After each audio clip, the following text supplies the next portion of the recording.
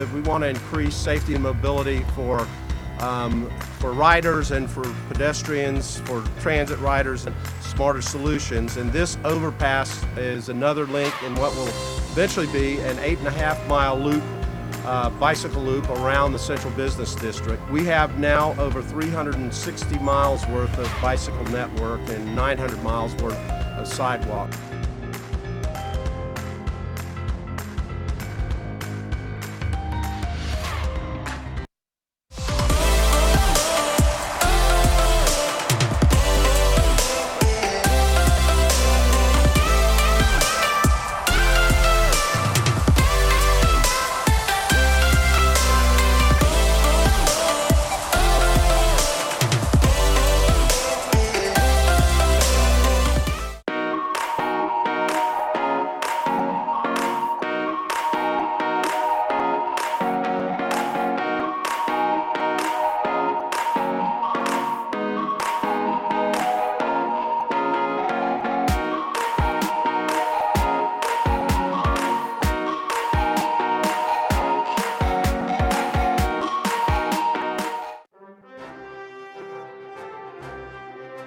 Hey Orlando, Grease Fighter here to tell you about what happens when you put used cooking oil down the drain. It gets in your sanitary sewer and causes backups and blockages, and that's bad. But here's what you can do. Put it in a shatterproof container and then bring it to the City of Orlando Community Center nearest you. And don't forget while you're there, pick up your Grease Fighter jug, take it home, and continue to be a hero.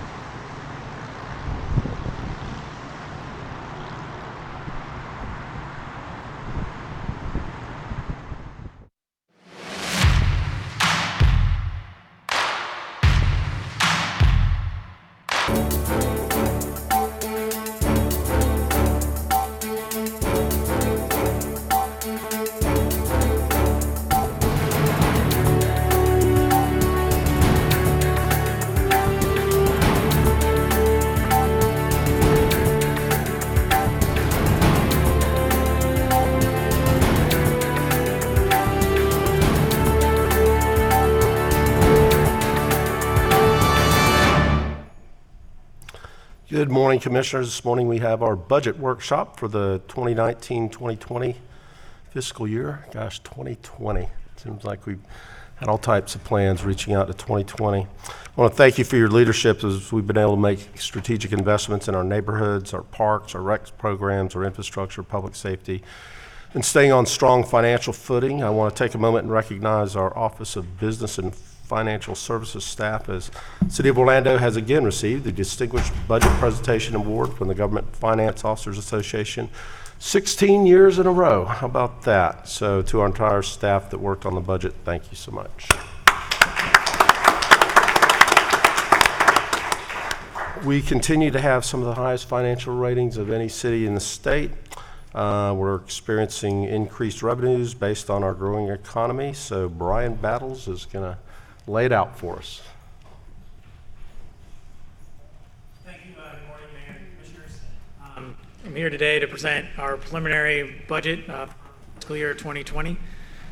I want to start by giving some framework and background of where we are currently in the current budget, going through some of the 19 numbers, some of the adjustments we've made, and then move into the 20s, both general fund, department requests, some other funds, and our capital improvement program. So first, some of the assumptions and some of the tenets of the current budget, the fiscal year 19 budget, was we saw property taxes and revenue from them to increase from the recession. We maintained our infrastructure and facility maintenance funding. We increased staffing when economic conditions demanded. So you saw some increases in our development and permitting areas. We added 25 police officers and added 29 civilian paramedics, EMT civilian paramedics. We also started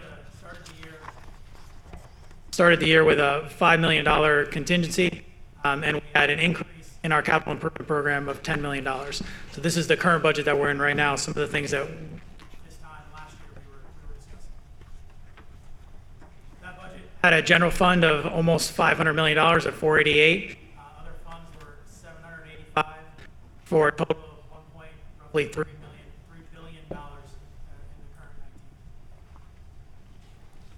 I wanted to point out because we constantly get kudos from our rating agencies as well as our other governmental agencies, our reserve calculations. As you saw, we kept reserves to being able to growing where we were able to sustain the economic decrease. And since then, we've kept it around the high end of the best practices at 25%. The main reason why I want to point this out is because last year, we actually thought we were going to go below. We had the hurricane funding in place that we've set aside for many years. We needed to dip into those hurricane dollars. It started about $12 million, and it went down to $5 million. Even with that decrease of $7 million, we were still able to keep reserves at that 25%. So I think that says a lot about our state finances as well as how the departments are delivering results. Yeah, sorry about that.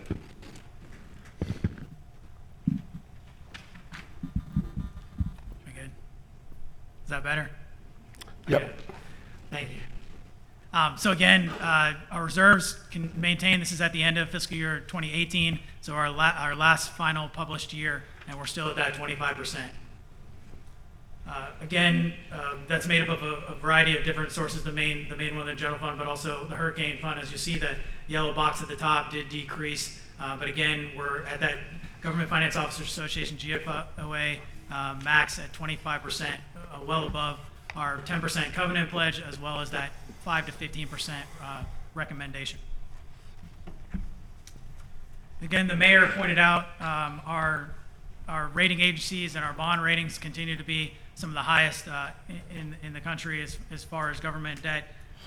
The first one, we talk about general obligations is implied. We actually don't carry any of that debt that's voted on by the property taxes. The next largest component that covers the budget and appropriate, as you see, as it carries a very high rating. And the current last year's, we had about $380 million of outstanding covenant budget appropriate debt. And then some of our other sources, we have water reclamation, our CRAs carry debt, as well as some of the debt that we took on as part of the community venues projects from the sales tax from the state, as well as the 6-cent TDT components. Just a couple of excerpts from our recent rating agencies.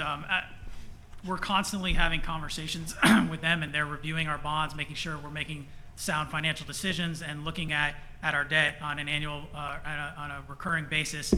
Some of the things that they point out are some of the same things that we've talked about here for many years, as our reserve calculations, as I pointed out earlier, are exactly where they need to be at the high end of the range. The other thing that they talk about is our budgeting approach. And we've made sure that we're conservative on both ends, meaning we're conservative on the revenues that we think we're going to receive, and then we're budgeting more towards a little bit on the higher end on the expenses to make sure that we're not going to have to make adjustments during the year throughout our fiscal years. So both of those things were pointed out by our rating agencies, and we'll continue those practices in the numbers that you'll be seeing in a minute. We also, I think, pride ourselves on we never want to have a stagnant budget. We always want to be responsive to the citizens and to the change times. So we have an established budget review committee with those minutes and those actions coming to City Council. Usually it meets monthly or as needed, but there's been quite a few adjustments over the course of the year. So not just from the adopted budget that you saw last October, but also periodic adjustments. So I just wanted to highlight a couple of those just to show some of the things that we have done during the year. First, we established a capital fund for stormwater. It used to be all in one fund, and we wanted to identify some of the major projects and be able to truly track capital projects versus operating needs of the stormwater fund. So we did that through the Budget Review Committee. We also recognized a variety of grants and supplemental funding. This one from Florida Department of Transportation, over $1 million related to Shingle Creek Trail. We budgeted, again, state funding for our revolving loan program for an Iron Bridge treatment facility project, as well as a Dean Road sewer project at almost $22 million. We had some additional water reclamation projects down at Narcoossee. We budgeted grants, which is the other thing. We make sure that we don't budget grants until we've actually signed some of the agreements or it's gone through the appropriate approvals. So you usually won't see grant dollars included in the budget to start the year. But we facilitated an FPR grant. We expanded some housing opportunities, as well as we have a variety of OPD grants and OFD grants totaling almost $2 million for a variety of capital and equipment needs, such as body armor, active shooter kits, specialized equipment for those two departments. Again, keeping public safety equipment, constantly making sure that we're going after external dollars when we can, as well as devoting our resources internally to those areas. We also make staffing enhancements throughout the year. In this case, as you'll see, the first one was related to water reclamation operations to support expanded growth there. We also had quite a few public safety activities with our computer-aided dispatch going online shortly. We added some positions within information technology to bridge the gap between our functional areas in public safety and police and fire and our IT resources. We added a district chief to focus on training and development in our fire department. And then with the past storms, one of the things that we noticed is we needed a coordinator to lead the efforts in FEMA recovery of costs and just to coordinate those activities if a storm or when natural disasters potentially get hit. So we did add a disaster recovery coordinator that if there's not storms, they can still be put to use in training and making sure that we're ready. And so it's a readiness factor. So it's a response and readiness position. I wanted to give an update on some of the bond projects that we've done over the last few years, and just let you know, because some of them are coming to council. Even there's some on the agenda today. But these are the public safety construction bonds from 2016. We funded 2 of the 3 fire stations that we've been talking about. 6 and 9 were in this bucket, with pre-construction for 6 on council today, and 9 should be breaking ground within the next 30 days. The last major component of the public safety was our computer-aided dispatch for police and fire, with a tentative go-live date sometime later this year. That 12.4 also includes vehicle location. It includes outfitting of the fire stations, both for alerting as well as just infrastructure. We were able to purchase and equip the police department with additional GTAC computers and hardware, as well as fund upcoming real-time crime data center as part of that bucket. The next group is the 2018 bonds. These have been working on for a little over a year now, and they're again, you'll be seeing them. There are various stages of design and construction, as well as council approvals. But I did want to touch on a couple of them, because these are major projects, as you'll see when we're talking about an initiative that are focusing directly on our neighborhoods at over $115 million. This is what we were able to fund: the bike beltway, some of the brick streets, a lot of stormwater projects, the Grand Avenue School, and as you see from your slides, a lot of those are various stages. Some of them, again, the fire station pre-construction is on council today. Brick streets, we're almost 140,000 square feet of restoration completed. And then also a lot of the stormwater projects and both the components that have to do with the packing district. We're all part of this initiative. So that's 2019 in a nutshell. I realize I'm running through this back. I ran through that fairly quickly, but I wanted to make sure I spent some time on what we're here today to talk about is the FY20 budget. First, on the general fund side, this is my, I guess, disclaimer. These numbers are constantly being reviewed and looked at. This is our preliminary budget.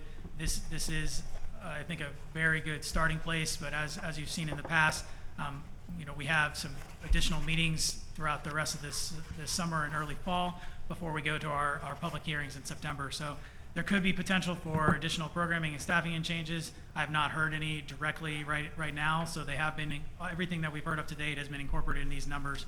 We were actually making changes to some of these budget lines up until like a week ago. So there's also, we have collective bargaining in the mix.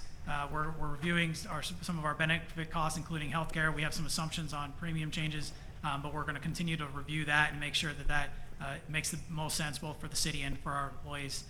We have rate proposals for some of our enterprise funds, water reclamation, solid waste, as well as some ancillary fees and charges in some of our departments. So we're reviewing those. The state estimates are just now coming in. We like to review the state estimates. They're usually a little more optimistic than we like to be, but we still want to make sure that we're not totally off base of what they're seeing coming down. So we'll continue to review those as they come forward. And then obviously there could be some unforeseen events. As I noted earlier, we don't want to ever have a stagnant budget. We want to make sure that we're able to be nimble for the needs of our citizens.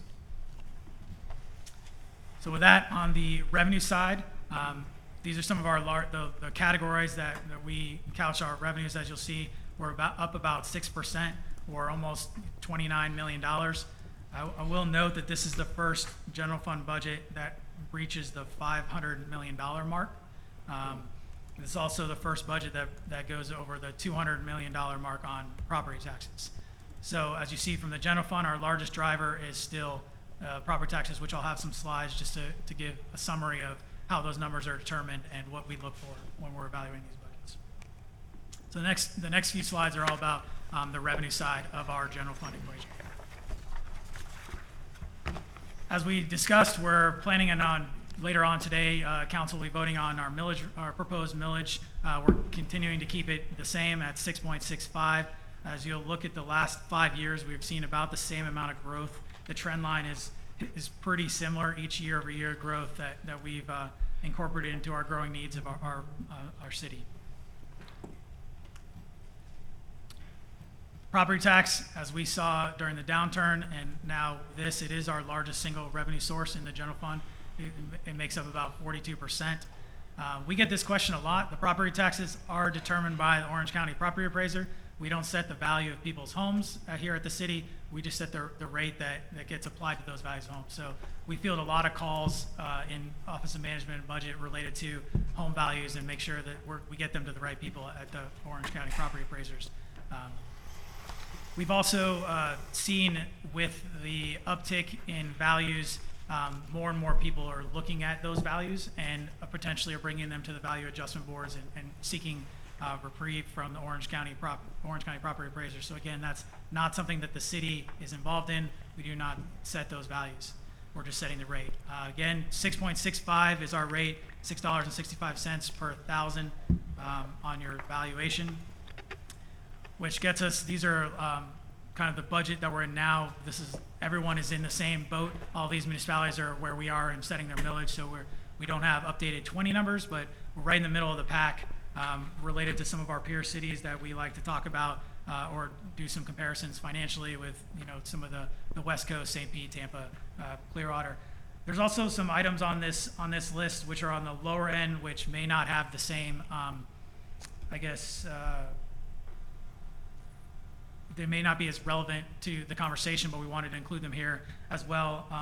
South Florida obviously has higher home values, and thus a rate would drive more in revenue, as well as some of these organizations like Gainesville and Tallahassee have a more direct link to their utility, which we share. We have a relationship with OUC, but we're not a direct ownership of that from a financial standpoint. But again, I think we're at a place where we want to be, right in the middle, but also still able to deliver the services that our residents here in Orlando come to expect. The other thing that I want to note, so this is on a median home value of $240,000. We also, on your tax bill, we're only a small portion of your tax bill. The city's roughly about a third, as you'll see, from a percentage. The highest for at least this home in Orange County is public schools, followed by some of the others. So when people, that's the other question we get a lot, is they say, my tax bill is, in this case, $4,000. What does the city do with my $4,000? And that's not the case. We're only a small piece, again, about a third of that, that we're able to utilize to deliver the services. We've used this in the past, and we think it still resonates, and it holds just as much true in this year. For the value that in this home, you're looking at about $3.50 of cost to get all the services, from police officers to fire response to our roads to our families, parks and recs programs and amenities, just to maintaining our infrastructure across the city. The other thing that I wanted to note is from last year to this year, there's probably about $25 or so change. So for all the additional services and the additional resources that we're putting forward, that's about what we're looking at from a cost to an average taxpayer in a median home. A little more detail about our specific numbers. For our total value, we're at about $34 billion. We're at an increase of $3 billion. That's similar to what we've seen in the past, as evident by the chart before. But just, we talked about what our new construction versus what our home value increases are. Here, our new construction is almost about $1 billion of that, or about $6 million in revenues. The other things that impact us are all of the exemptions and additional value reductions that people can have on their properties, or just limits on their growth. So when we're talking about our initial, the initial Save Our Homes cap of the 3%, because values are rising, we're, in this budget, in the 19 or in the, we're looking at about $19 million of revenues foregone. But the one thing that I think is of note is, because you've seen the trend line in our growth, if you look at roughly 7 years ago or so, we were at like $250 million to now projected, or 200, sorry, and we've had an increase of almost 1,000% in what we've seen kept off the property tax rolls because of the value growth. So I think when we're talking about these assessments, these play into the decisions that we're able to make and the ability for us to make changes throughout with property taxes. Just some other things you saw on the first 25,000, you're looking at revenues foregone of about 6.5, and then the additional 25 that happened a few years ago is about 5 million, and again the commercial and non-homestead cap at about 4 billion or so, 3.7 results in about $25 million, and 2/3 of our property are at this cap value. So when we're talking about growth, most people are only experiencing that 3% or those homestead caps because they're already at the limits. So the next slides are some of the other items within our general fund from a revenue side. Charges for services, as you see the components off to the right, make up about 10%. Most of this is from our cost allocation and our enterprise dividend, which is the support that all the general fund areas, from HR to legal to finance to IT, provide to all of our other external city funds. EMS fees are part of this. We rolled them in last few years ago, and then just regular department fees.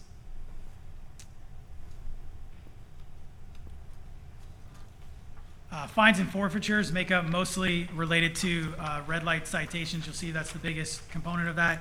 We are adjusting this down a little bit. A lot of it has to do with, as you see from the top, there was some construction, especially along Kirkman Road. FDOT was doing some where we adjusted some of our lights and our camera systems.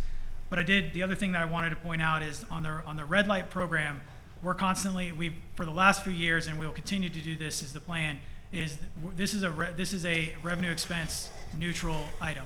So if we're bringing in $100,000 in revenues and we're spending let's say $70,000 in expenses, that other $30,000 is going back into back into pedestrian safety and transportation safety and projects. So everything that's driven by the red light program is staying within the realms of safety and transportation, both either to run the program or to expand upon all the things that we're doing, from the complete streets to the Project Zero, to any of those things, the initiatives that council has set forward. So this isn't going back into Families, Parks and Rec, or the police department, or the fire department. This is staying in the realm of pedestrian and transportation safety. Intergovernmental and the sales and use, a lot of this, as you see, the biggest component is our relationship with OUC. That relationship is roughly about $90 million. This is the last year of our agreed upon plan with them, so we'll be looking at it for fiscal year 21, but in 20 we are going along with the plan that we developed a few years back as far as our financial relationship with OUC. The other sources come mostly from our state, and again, it goes back to the economy and where that's going from the state sales tax, state revenue sharing. We are seeing a growth in those two sources. Our sales tax, we're estimating a growth of about $3 million. As I said, the state is their estimates are a little bit higher than that, but we like to build our budget based on what we know is what we've received. So we're not projecting too far out when we're trying to build these budgets. Again, communications services tax, we saw a little bit of a downtick before, but it's been pretty steady with the increase, and we're assuming about $1 million with that source. And again, state revenue sharing, we're at about $1 million. So overall, you're seeing some growth. Again, these are largely driven by economic growth and activity. Other revenue, this component's the biggest one is OPD off-duty.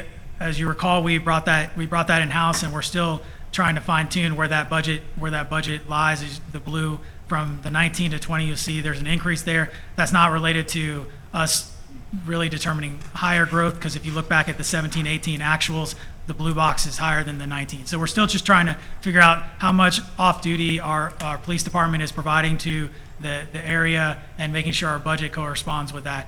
The other item that I want to point out is the green, which is the interest earnings.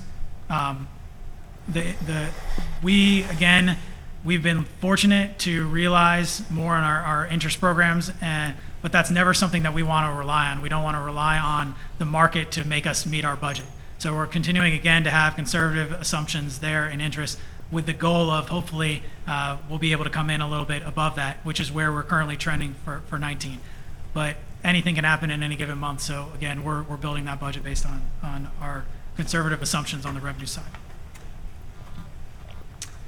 I wanted to spend just a minute. There's two slides here. This is a little more technical than I think I'm used to going into at this presentation, but it was a change and affects the budget to the tune of about $3.5 million and a decrease. And this is in the transfers in line, which is more of an accounting issue from our other funds to our general fund. Previously, we used to fund positions a different way, and you'll see on the next slide with how the allocations were determined both between the two funds. And we're trying to get this a little more realistic and to make sure that our expenses are showing the right amount for what a position costs, which is what this next slide, slide 31, shows. I know there's a lot of numbers here, but the biggest thing that I want to point out is before, because of the multiple funds, we were essentially showing that a position was, let's say, 75 grand in the top for total cost of the position because of the transfers and everything. Now we're showing that position is actually $50,000. So it's not a change. We're not changing positions. We're not changing how it's funding. We're just changing how the mechanism of the accounting works behind it. But it does have a direct impact on our budget. So I just wanted to spend a minute to tell you. And the main reason is when you're talking about the transfers in between funds or the split funded positions, we're at almost about 150 positions are split funded from multiple sources. So it did have an impact when we're talking about it. But the biggest takeaway is that we want to more accurately reflect what positions cost in total, regardless of who's funding them. And I think this new model does that, but we had to do some accounting and budget cleanup in order to get there. General funds, now onto the expense side. At a high level, these are various categories. We try to break out the benefits structure as well as the other expenses. I'll get into one of the largest changes, and then there'll be more of this detail when we get into the department's budgets. But this is, again, at the category level of how our budget is designed. Again, Salaries and benefits make up the vast majority at over 60%, almost 2/3 of our budget is related to personnel costs.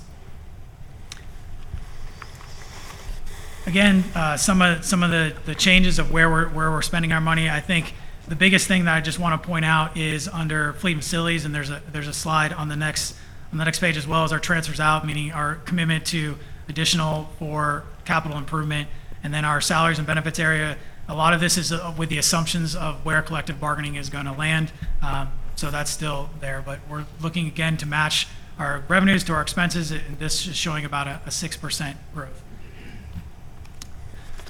So I wanted to talk about fleet and facilities because, again, these budgets, these are in the departments. So this is direct impact. As you'll see, the largest increases are from the facility side is in families, parks, and rec. And on the fleet side is in police and fire related to vehicle maintenance and equipping. So this has twofold. One, this is us making sure that we've put resources to do a lot of the things that we, from a maintenance standpoint of our buildings, of our roughly, I want to say 1,000 FMs. I'm looking if that number sounds about right, Dave. There we go. Facilities across the city that we're talking about here.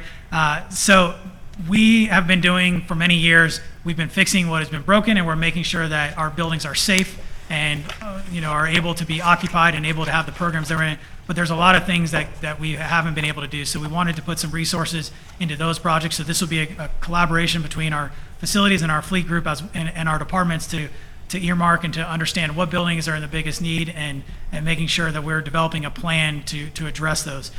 So this was some of our larger increase we wanted to put. Again, this is base budgets for the departments, but it's related to our infrastructure and our facilities and our fleet across the city at about, again, a $4.4 million increase on the expense side.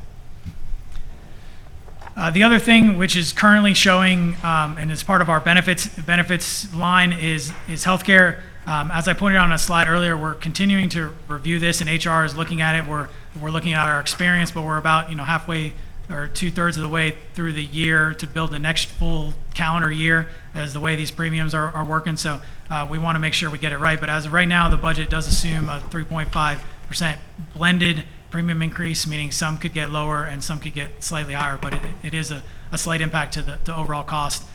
When we're talking about our health insurance is one of our largest benefit items, right there behind our various pension plans, or I guess in front of when you put when you separate the pension plans, but right there behind it when you're talking about all three of the pension plans combined.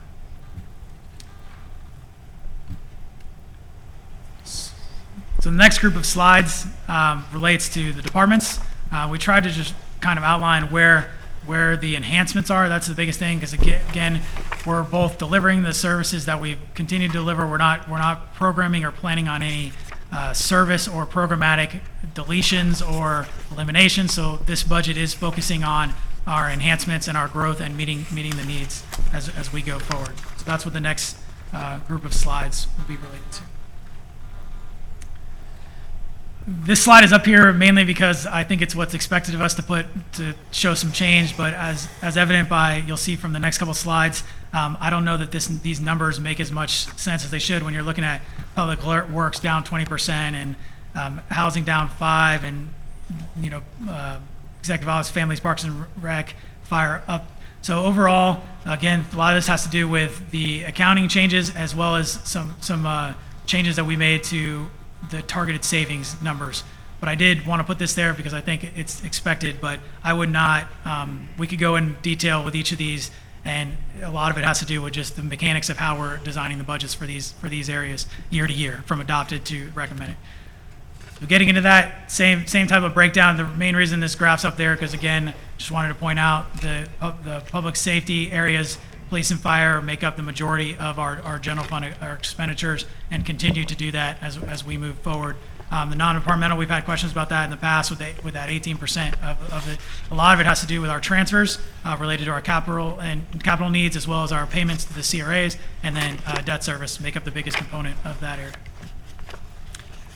So again, programmatic enhancements above and beyond kind of our baseline budgets for these departments. Economic development, the biggest are supports for our organizations like UCF Research Foundation and Incubator, additional funding for the facade program, and additional money for Main Street. So we're focusing on our business community and our partners that are helping drive that economic development of our area.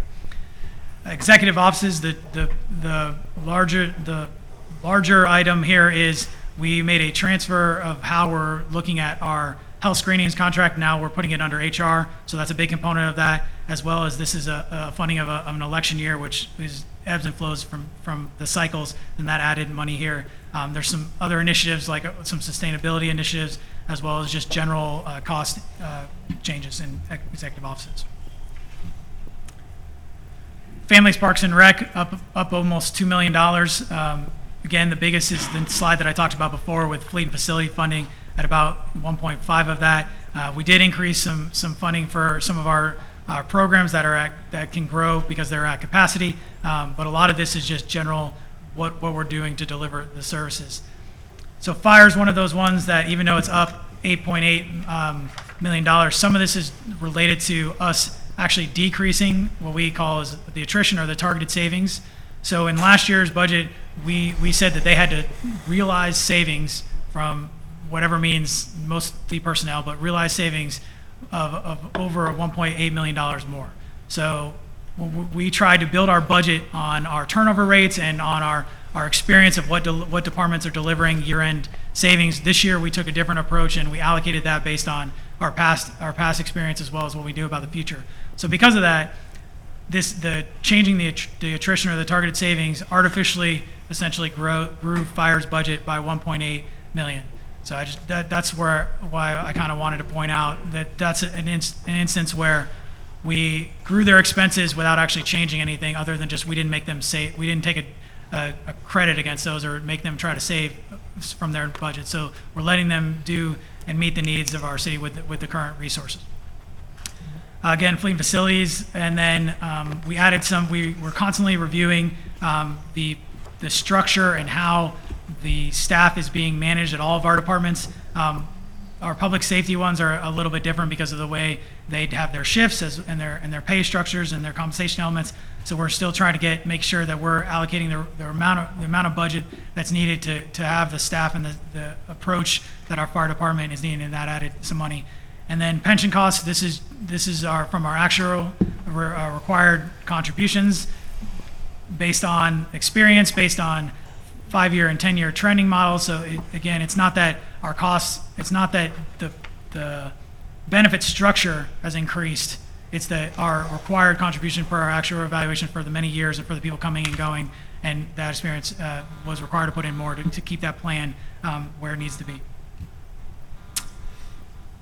Again, housing, this again, with it being down 56,000, when you're talking about housing, this is a little bit different because this is on the general fund side. The majority of their budget is related to grants.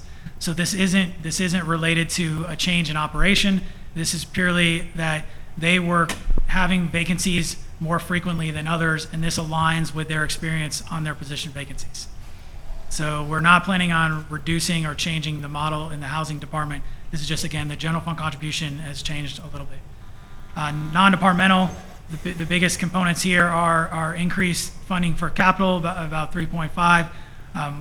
We have added some funding for homelessness at 1.8. A lot of this is going to community organizations to provide some of the services that the mayor's office has been trying to roll out for these last couple of years, and just getting that budget in line. And then with growth in the general fund and growth in the CRAs, the downtown taxing districts, there is a component of property taxes above that base rate that has to go back into the CRAs, so the general funds piece grew by about $2.5 million. Business financial service is in a similar place as the fire department as far as we've struggled to fill some of our positions, especially in the information technology fields, and we've been able to realize over the years more savings than some other departments, and we wanted to make sure that we aligned the budgets, or we weren't, and so we do have an additional attrition savings. So ours went the other direction, where we're now, Chris and Michelle and I have to deliver $835,000 of additional savings through attrition or through our management of our department's resources. But that allowed for us to put more funding into police and fire and some of these other ones that are a little bit tighter as far as their turnover rates and manpower needs and requirements. Next up is police at about $5 million.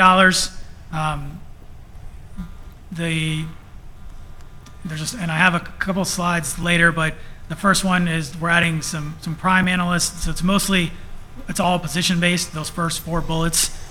Some are general fund, some are GOA funded positions with some of that extra duty, again, on the front end, that most of the time we bring in revenues related to that, and then an increase in their fleet budget. Public Works, and that's why I had that slide earlier about split funded positions. They are the biggest component of having split funded positions. So they're getting a decrease of that 3.7. So even though their budget is going down 2.4, there are increases to base service levels. So we're adding an additional survey crew. We're adding some contractual funding for the Smart Orlando program. We're increasing our right-of-way maintenance budget. So Public Works, while it's showing a decrease, that's not necessarily what's happening at the programmatic or service delivery level. And I wanted to make sure I pointed that out. As you see, this is a theme of my presentation today, is that I have to clarify all these numbers multiple different ways. But again, it gets back to, we are not planning on reducing or eliminating service levels.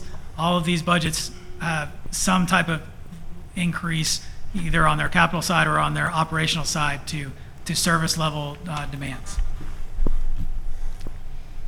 Transportation, we added some staff or some contractual to kind of look at our transportation safety as well as our Sunrail transition.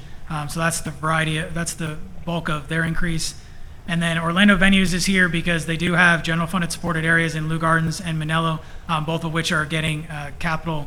Lou Gardens is getting a capital program to look at the restroom in their main welcome building, and then Manello is getting support for an additional staff member to help with some of the gifts and the programs that they've been able to deliver there.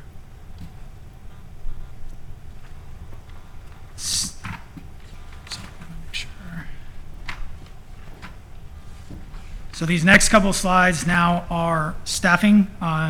So we have a total increase of about 80 positions, 77 positions across almost all the departments. Again, that shows that we're back to where we're making sure we're providing the departments with the resources needed to deliver the service levels.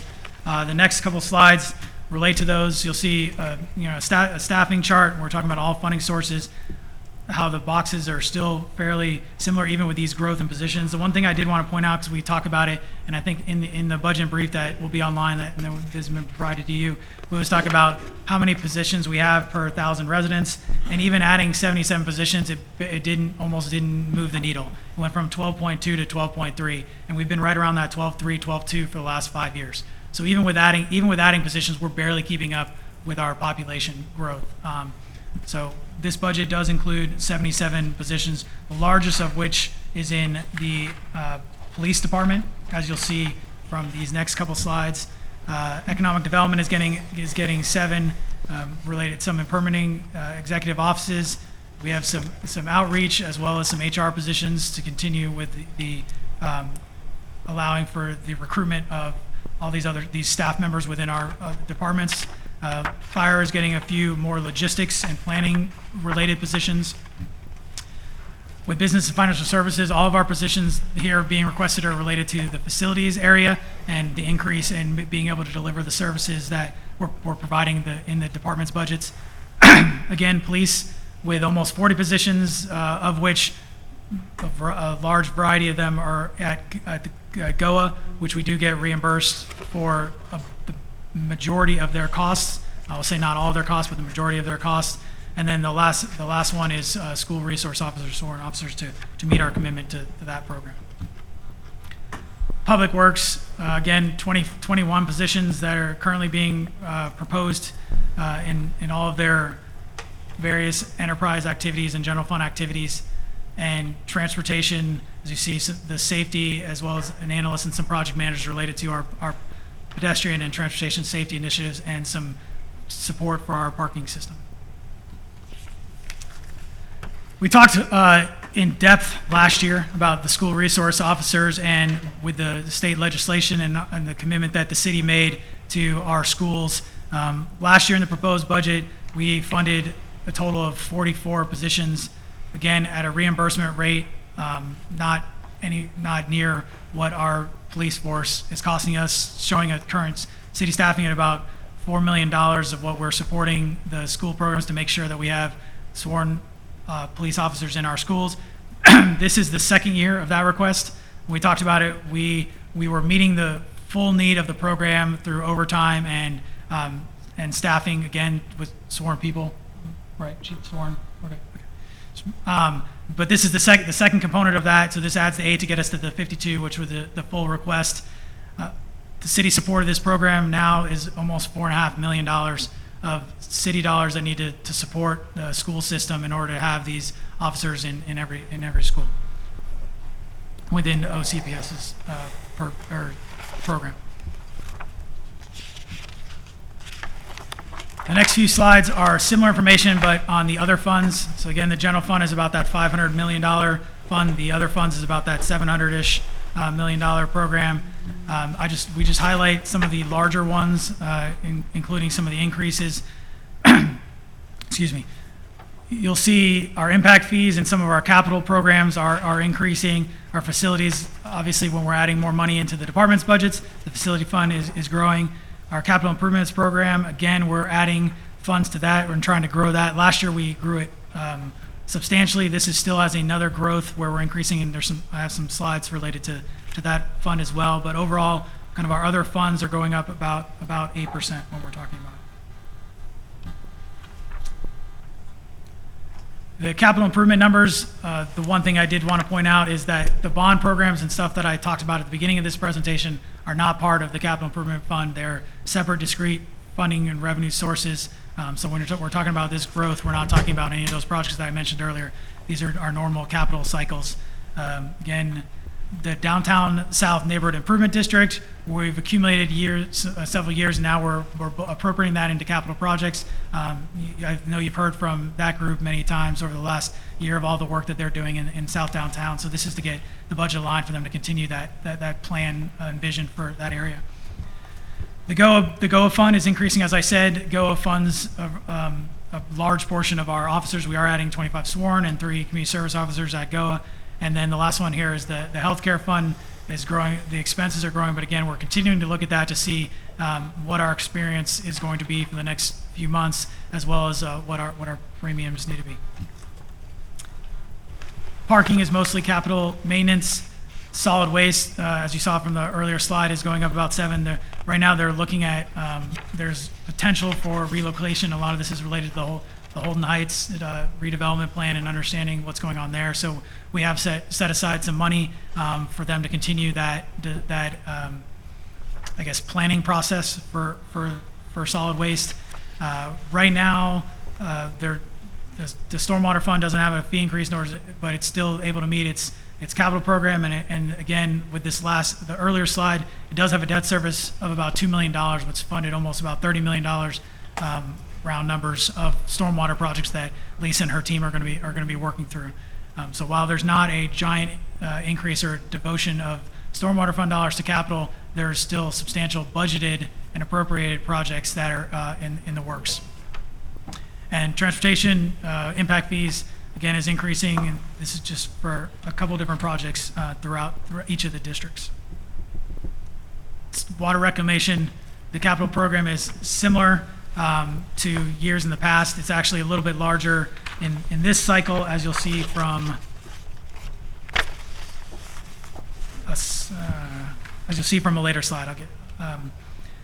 Because again, most of the water reclamation is related to capital improvements. So our slide 55, our capital improvement program is going up from 81 million to 95. I will say it ebbs and flows related to the multi-year tiers of the projects that we're undertaking. The 18 numbers were at 92, so it went from 92 to 81, back up to 95.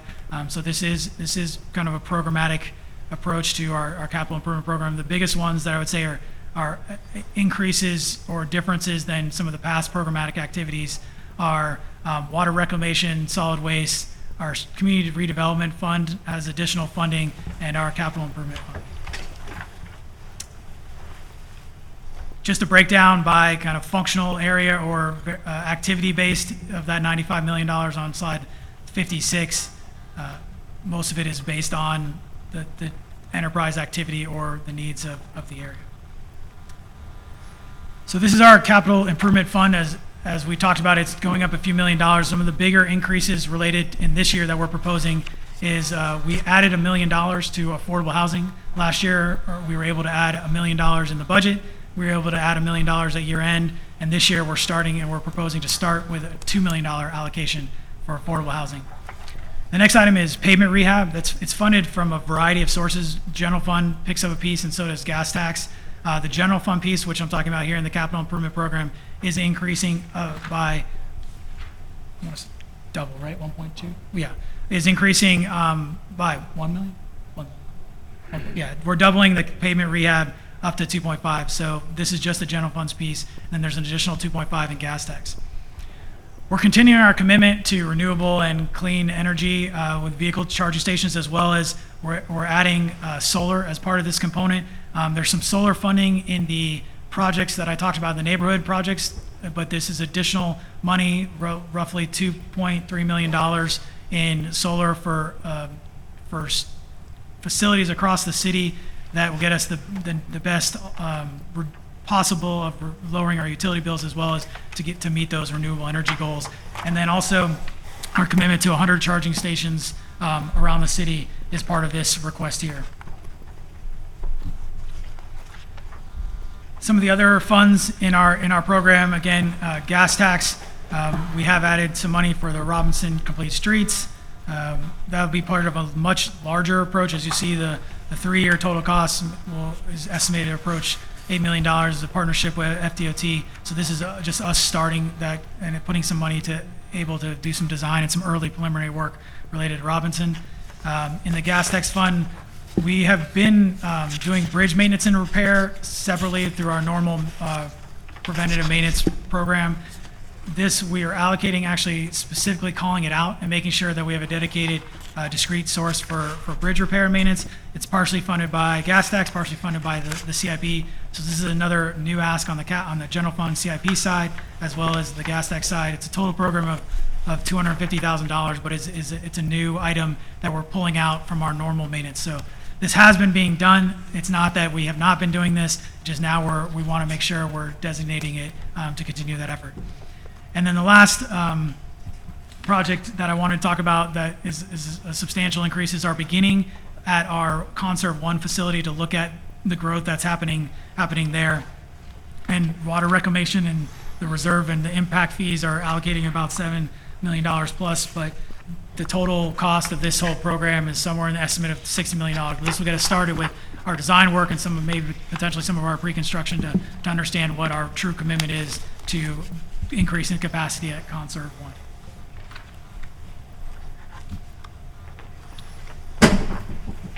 Man, 60 slides.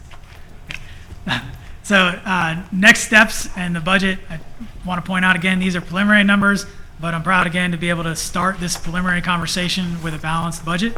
Our revenues and our expenses are equal both for the general fund and for all of our other funds across the city at about, again, $1.36 billion.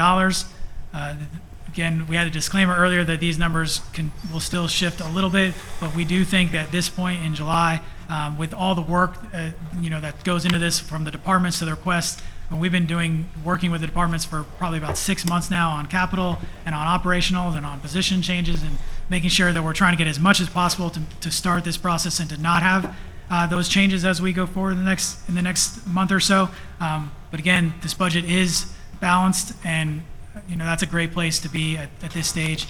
Again, with the votes later today, continue to keep the millage rate the same and be able to deliver these additional services you saw from the earlier slides, where we're able to add positions just to keep up with our population growth, as well as to add some enhancements in our capital and our infrastructure and our department's programmatic plans.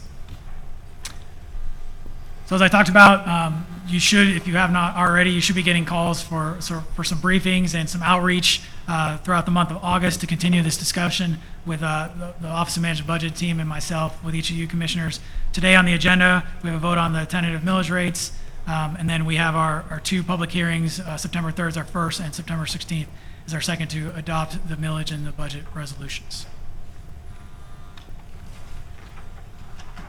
with that, I'd be happy to take questions or go back through any of those slides that I went through fairly quick. Thank you, Brian. A lot of good information delivered succinctly, so we appreciate that. And it is nice to be talking enhancements versus cuts over the course of time. All right, questions, comments? Commissioner Stewart. Thank you, Mayor, and thank you, Mayor. I appreciate it. And Brian, thank you, your staff. Mayor, I think you've done it already, but I'd like to recognize the staff for the work that you've done. This is really yeoman's work. I want to tell you how much I appreciate that. So thank you very much. A couple of quick questions. Everything's, all the devils are in the details. I noticed a couple of things that concern me. So let me just kind of briefly go to it. Our gas tax estimate's about $9.9 million. What we got coming in, correct? That's what we are projecting the budget here. I'm on slide 51. Am I? Is that slide 51?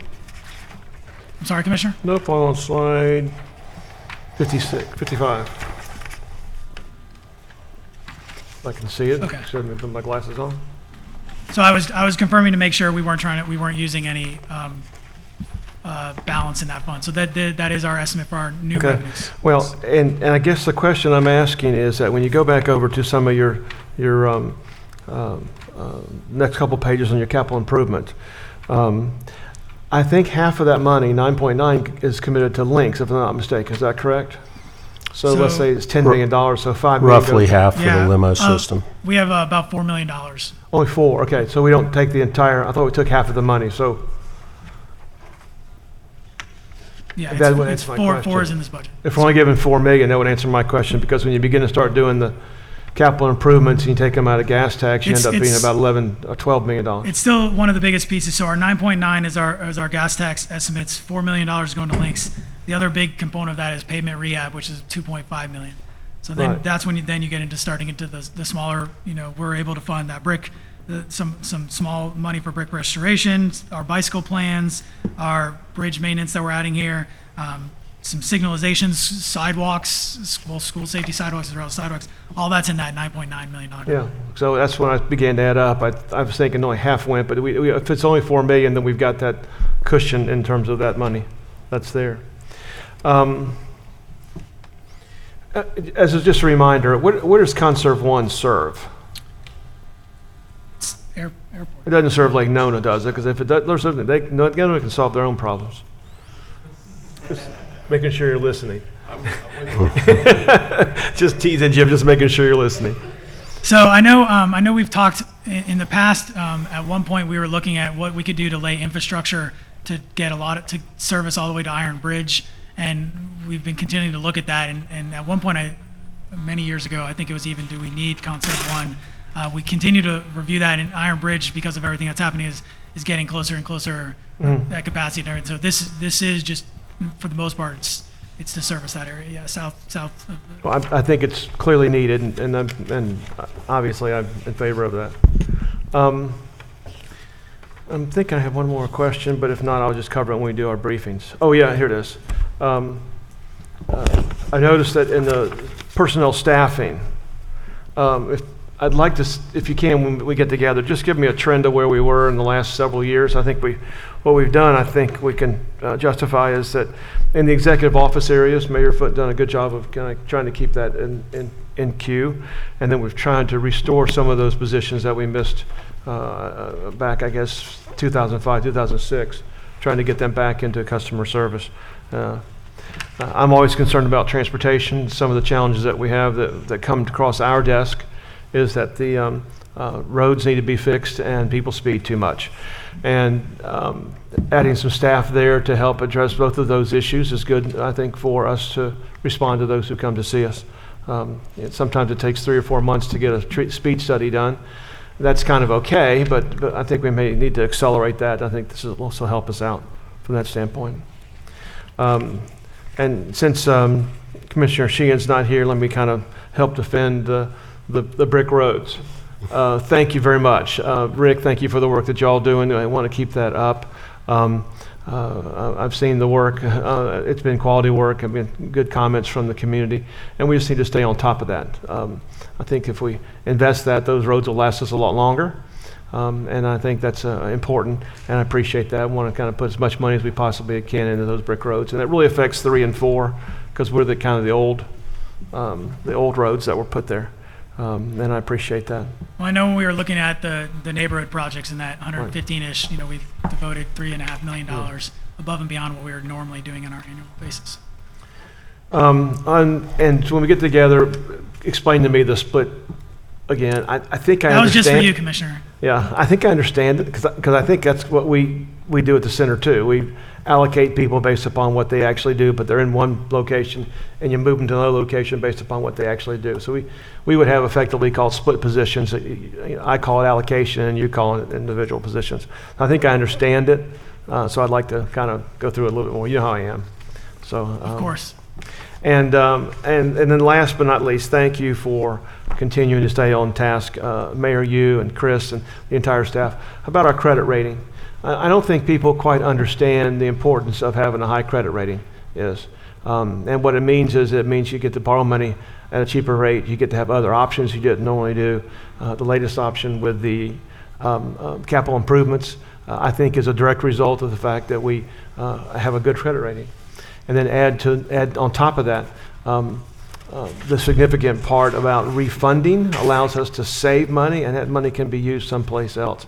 All that has to do with the fact that we've been dedicated to having a reserve fund and sticking to it, which I think is an important thing for our credit rating. So congratulations to you and Chris. Congratulations to what you have done from the budget standpoint, and to all of our staff.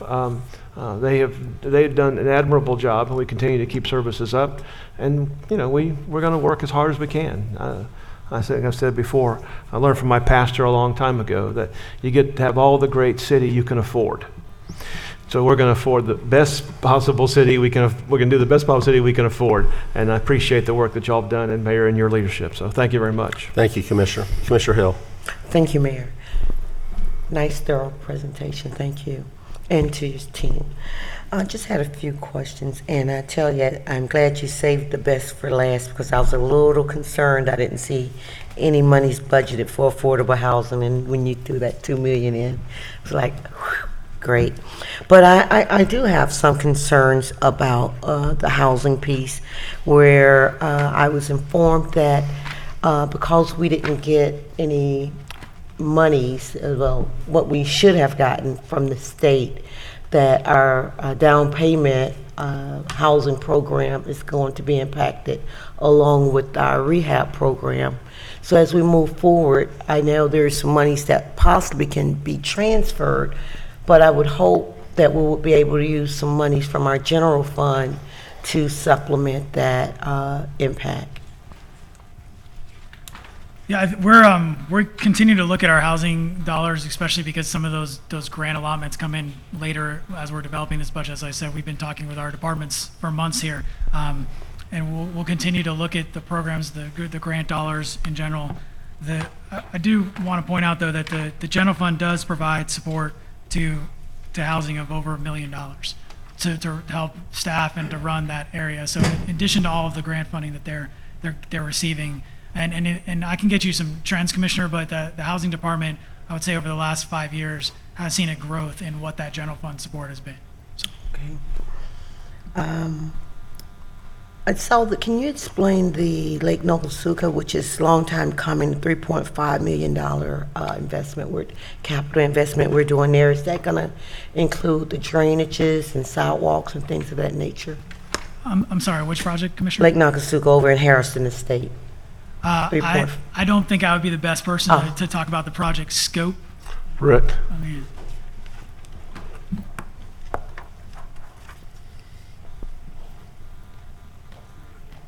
Sure.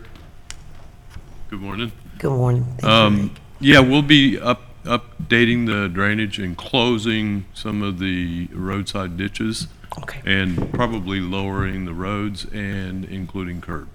Thank you. And last question, Raleigh Street improvements. I've been getting a lot of calls the last year and a half. Yes, about resurfacing and.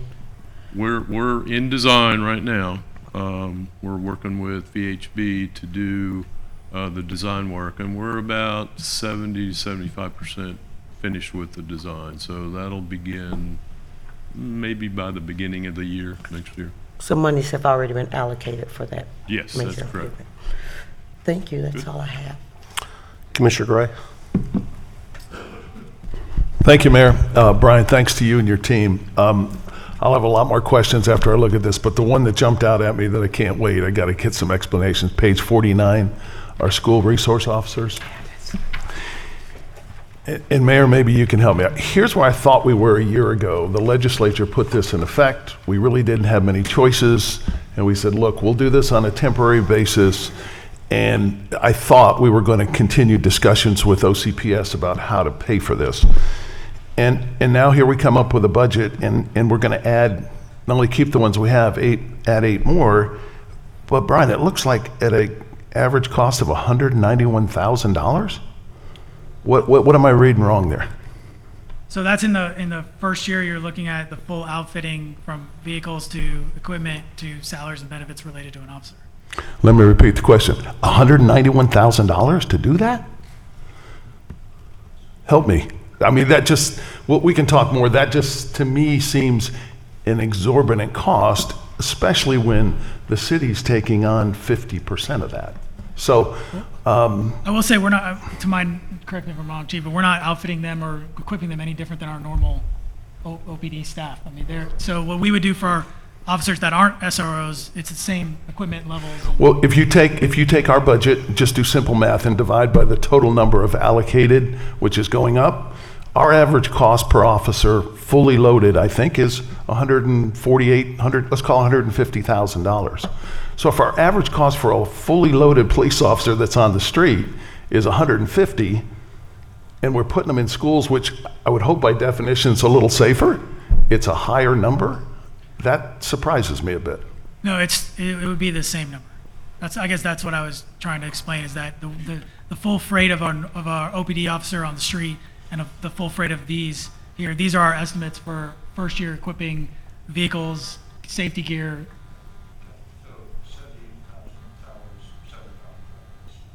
Which gets to your salary and benefit number, and then it's all the equipment on top of that, which gets you up again to this number. Fair enough.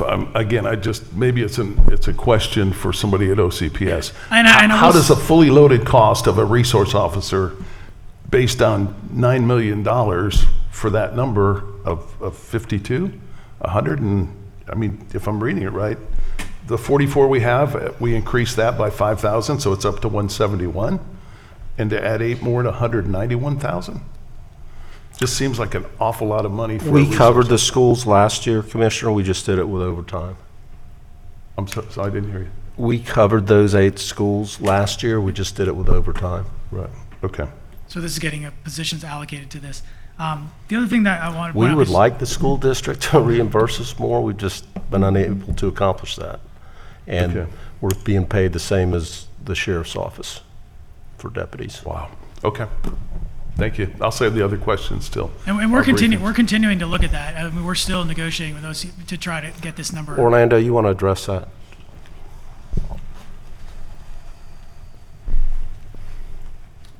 Mayor, Commissioners, it's been a challenge trying to figure out exactly what the amount will be, but we're getting closer and closer. Like the mayor mentioned, we're working with the Orange County Sheriff's Office so that we're all on the same page, and we hope that that number will go up a little bit as far as the reimbursement cost. But the extra officers or positions for the extra schools was part of an extra duty component that the mayor mentioned, and we did get reimbursed for that, but we're still negotiating.